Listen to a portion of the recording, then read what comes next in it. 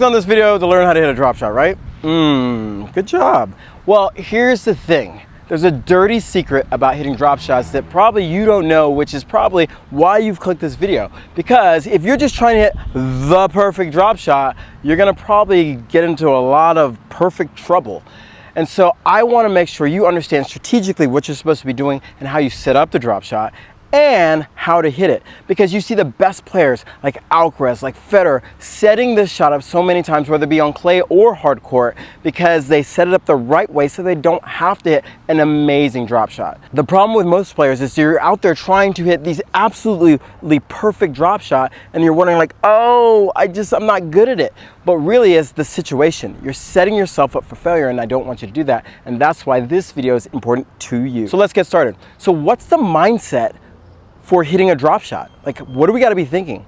Because most players just think, okay, well, if I get a shot and you know, they're way behind the baseline, that's the best time to hit a drop shot. They're way behind the baseline, you know, drop shot, and then it's like, oh shoot, they got to that and that wasn't a good drop shot. Oh, bad idea. Wish I'd never thought of that. The problem is we've not conditioned your opponent yet. And this is the beautiful thing about when you see the professional players using drop shots, they've conditioned their component to expect something different. So when they hit a drop shot, their opponent's completely caught off guard. Don't get me wrong, sometimes you can lift the ball up high and your opponent's in trouble and then you hit a drop shot. But I would argue this, if you just do that, you probably get away with it once, maybe even twice. But the moment they start getting pushed back, they're gonna go, he's gonna drop shot me again. You know, they're gonna drop shot me again. I'm just gonna start running up. And you lose that ability to really maximize the drop shot into something way more than just a single shot. And so let me explain this. The idea of hitting a great drop shot is conditioning. And how do we condition the player? It's by first, when we get a short ball, not to hit a drop shot. You're like, but I'm here to hit the perfect drop shot. This isn't the not hit perfect drop shot video. But listen to me for 1 second. You want to, when you're inside the baseline and you have a short ball, you want to attack that short ball. It's crucial that you set your opponent up that when they notice that you're moving around and you're gonna be aggressive, that they're receiving an attacking ball. Why is this important? Because in their mind now they go, oh shoot, Kevin's moving inside the baseline. He's gonna attack me. Okay, I gotta brace. I'm on my heels. I gotta get ready for this big attack. You do this once or twice, maybe even 3 times, and you save the drop shot for that special moment. So you do this once or twice, and then what happens is when you go to the exact same shot, they've been conditioned to brace, and what do? Bingo, you switch your grip, you go drop shot. Now, this is why it's so important. Because they're on their heels, now it's a complete surprise and they have to change directions from going back to brace to going forward to chase. And now you started this whole new cycle of problems for them. Now, this is the difference between just going out and willy-nilly hitting drop shots. You haven't conditioned anything. Now look what happens. Now that I've went out and I've hit a good couple of forehands that are very pressing, and now that I've went and I've hit a drop shot, what do you think they're thinking? They're like, oh shoot, I don't know what to expect. Because before, when you were lining up hitting the big forehands, they kept giving you court. They kept backing away from the court to brace for this big shot and buy themselves some time. But now that you presented the drop shot, they know they can't get back to brace and they have to stay a little bit closer, which means now, guess what shot's even more effective now? Haha, I can go back to hitting my inside out forehand and bingo. Now they're closer, they don't have the same amount of time, and boom, you get a weaker ball, potentially not have the ball come back at all. And then you can cycle through where, okay, you hit a couple big inside outs, boom, you hit a drop shot. You can even hit inside outs and then maybe inside in. And so you cycle through just more than hitting the drop shot. And this is why this is the perfect drop shot, because the perfect drop shot isn't about just hitting a drop shot.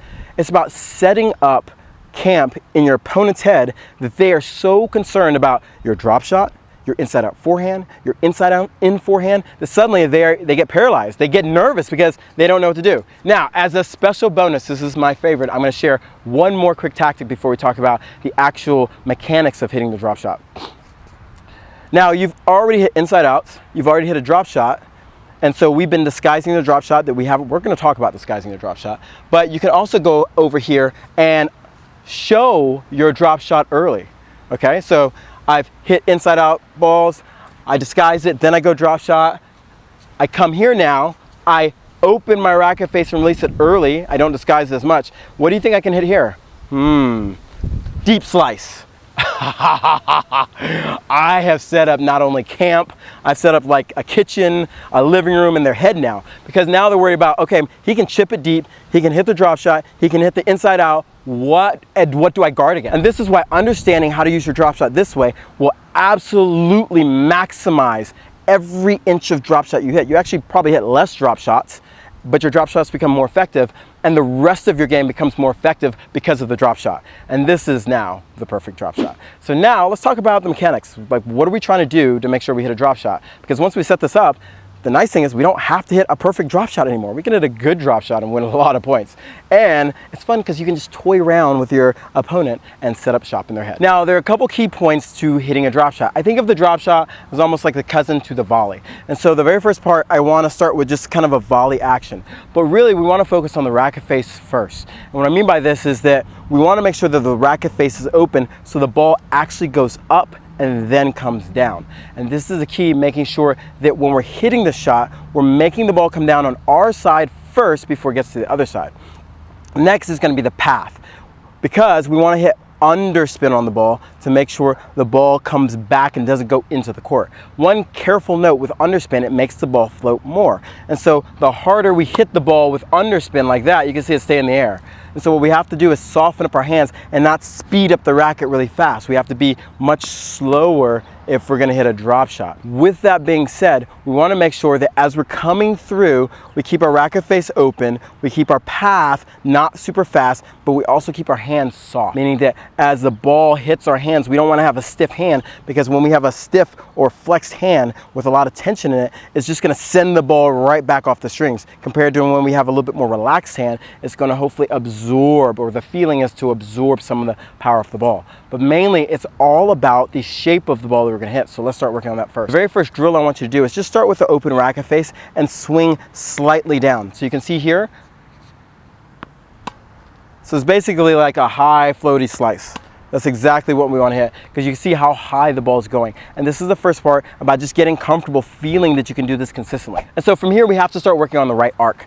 And so what the right arc means is that as the ball goes up, and then make sure you understand that this is the net, and this is my side of the court, and this is my opponent goes up. And so as the ball goes up, we don't want the ball to start coming down on this side of the court. We actually want the ball to go up and start coming down on our side of the court and then just cross the net. And this is the key, one of the big keys about hitting good drop shots. Many players are trying to like create like crazy wicked backspin and soften up their hands so much so the ball kind of comes here and it instantly drops. It's really hard to do it that way, and so that's why we don't want to do it.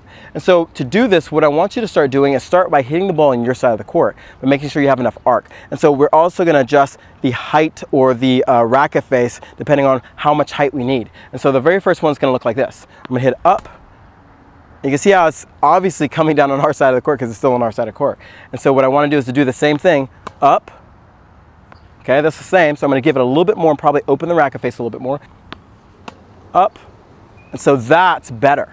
That ball is dropping on my side of the court and then making its way over. Now the third kind of big thing I think for hitting a drop shot is we don't want the ball to bounce super high. And so if we open the racket face too much, what will happen is the trajectory, even though it comes down, it'll come down and bounce straight up. So we want to minimize the trajectory without taking a ton of risk, and then making sure that as the ball's dropping, it doesn't bounce super high. So what I'm going to do is actually close the racket face a little bit, still want it to be open, and then really try to soften up my hands, but still make sure that the ball's dropping on my side of the court. The other thing that's really important is the understanding your positioning. Remember, we've set this up by being inside the court to hit inside out forehands, so when we hit the shot, we want to be inside the court to hit it. And so it's really important that when we work our way inside the court here, and then we're going to go, that's better. And you can see it didn't bounce as high because my trajectory, that's going to bounce a little higher. Yep. And so I'll close the racket face. Ooh, yeah, I thought I had that one. Give it a little bit more. And you can definitely tell how when I close the racket face, it doesn't bounce as high. And so the last portion of this is we need to add disguise, okay? Because we need it to look very familiar to what they've seen, so they brace. And so what that means is when I'm moving to the ball, aka hitting my inside out, I would move tight like this. So if the ball's coming, I would move my racket here. And so we need to have something very similar to that, because your opponent would really pick up if you instantly went like this. You're hitting a drop shot. But if you go like this, their eye line looks like this is going to be a forehand versus this is a drop shot versus this, because I'm taking the racket back high, okay, and then I abort and hit to a drop shot. Now the key to doing this is making sure we switch our grip. And so when I'm here, I'm in my forehand grip, and then when I decide, I change. So you can see really as I'm going back here, I'm in my forehand grip, and then I can actually change and use my left hand if I want it to change. So I'm going back and changing my grip. I'm already in my continental grip or whatever grip you want to use to slice with, and then I can go boom. And so just starting to practice going here, here to create some disguise. And so now what you want to do is practice creating that disguise. And so what I'm going to do is I'm going to toss the ball slightly in the court and start here and then go to the drop shot. So toss in the court here, drop shot, okay?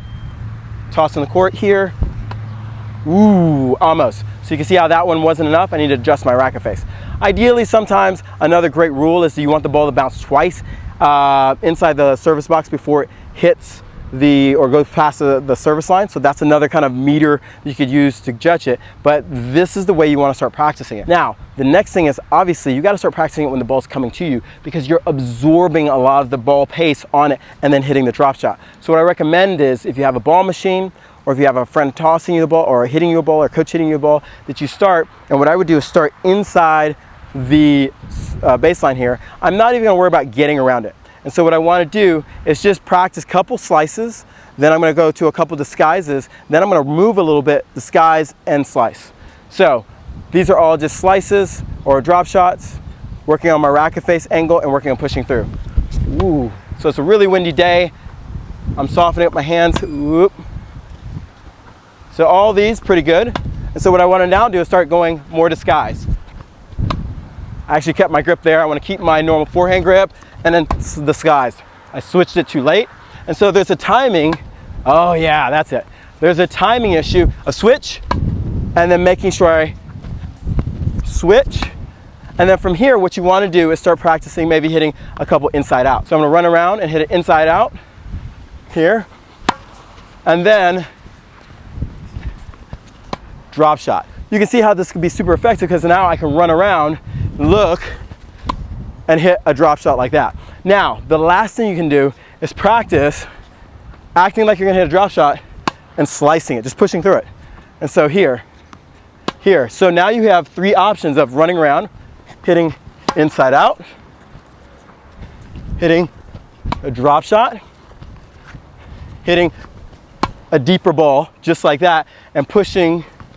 Better one. Between these three options now you have a potent weapon that makes your drop shot and every shot around this area more powerful, because now you have your opponent worrying about your forehand, they're worrying about the drop shot, they're worrying about the slice, but everything is set up by having the drop shot. And this is what makes it the perfect drop shot. It makes everything else around it better.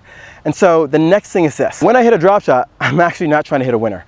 And that's probably one of the other big kind of things that players struggle with, is they're trying to hit a winner here. It's not a winner. I've now made my opponent brace. Now they're gonna run up and try to get it, but they're in trouble. I call this a red flag, meaning they're stretching.